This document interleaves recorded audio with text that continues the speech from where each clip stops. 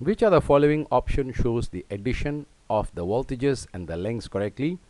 So this question is on looking at very big numbers and very small numbers. So we're going to do this conversion. So what it says is a voltage of 2.34 volt is to be added to 2.56 microvolt.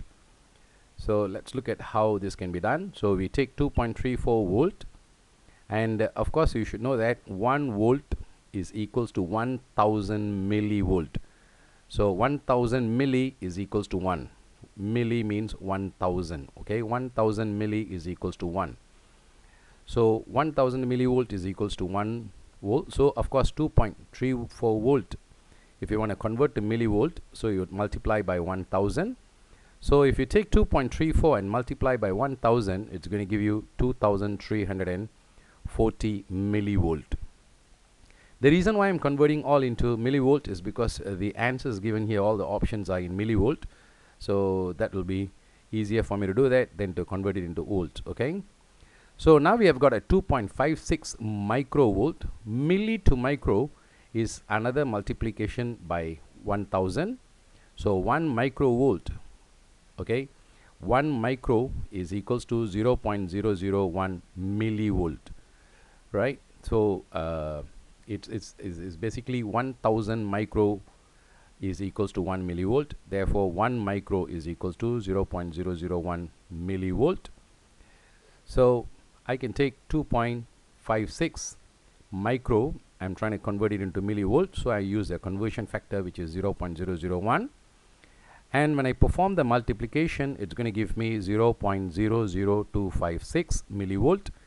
And now we wanted to add up 2.34 volt and 2.56 microvolt together, and since we have already converted both of them into millivolt, so this is 2340 millivolt, and 2.56 microvolt becomes 0.00256 millivolt. So if we add them together, it's going to end up giving you 2340.00256 millivolt as the answer. And of course that would either leave option A or option D at this stage. But of course we have not evaluated the length, so once we get the length done, so we know exactly which one is the correct option. So now for the length, so you are given 0.003. If I put a capital M, it means a mega. Mega means a million. So 1 mega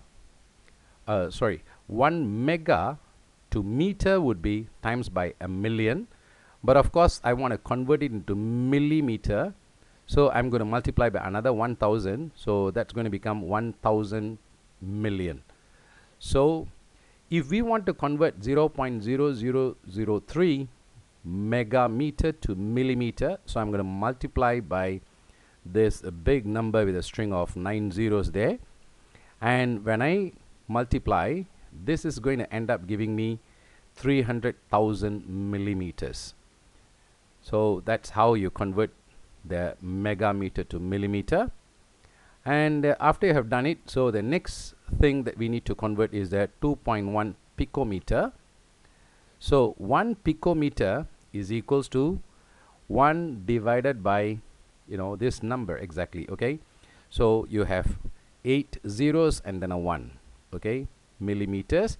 So we take 2.1 pico and we're going to also change that into millimeter by multiplying by the respective conversion.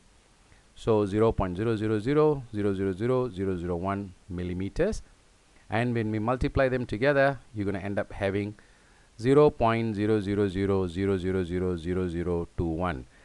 Now of course when I'm going through this, you can appreciate why it's nicer to write down 2.1 picometer rather than to write down in this way, or worse still, if you're going to write it in meters, then there's going to be another 3 more zeros.